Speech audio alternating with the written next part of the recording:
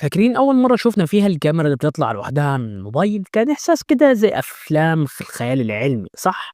وفجأة بقت كل الشركات بدأت تدمنها وقُلنا خلاص المستقبل هو الكاميرات المنبثقة، بس بعد بشوية كده بوم اختفت تمامًا، ليه؟ وإيه السبب الحقيقي؟ ويا ترى إيه الشركة اللي استخدمتها أصلًا؟ تعالوا نفك اللغز ده مع بعض. قبل ما نبدأ انزل اعمل لايك للفيديو علشان يوصل لأكبر عدد.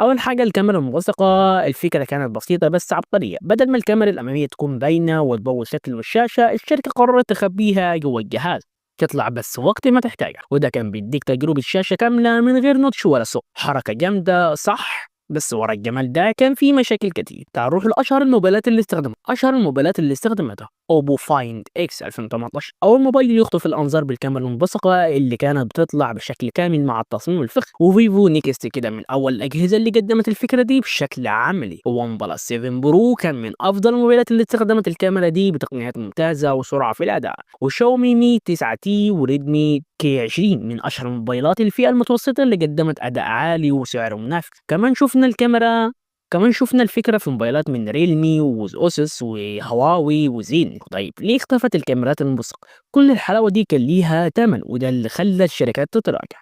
أول حاجة المتانة مش مضمونة، الكاميرات كانت ميكانيكية ومع كتر الاستخدام بتبدأ تبوظ أو تتعطل بسرعة. تاني حاجة مش ضد المية ولا تربة، فتحات الحركة كانت نقطة ضعف كبيرة وبتدخل منها مية أو غبارة بسهولة.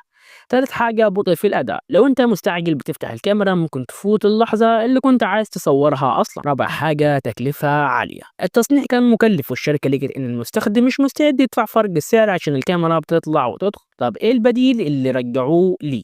الشركات رجعت تاني للكاميرات اللي جوه الشاشة أو النوتش أو الثقب لأنها أرخص وعملية أكتر والمستخدمين كانوا راضيين بيها أصلا. ورأيي الشخصي هنا أنا شايف إن الكاميرات المنبثقة كانت فكرة عبقرية جدا، بس وقتها ما كانش مناسب والتقنيات ما كانتش متطورة كفاية علشان تنجح فعلا.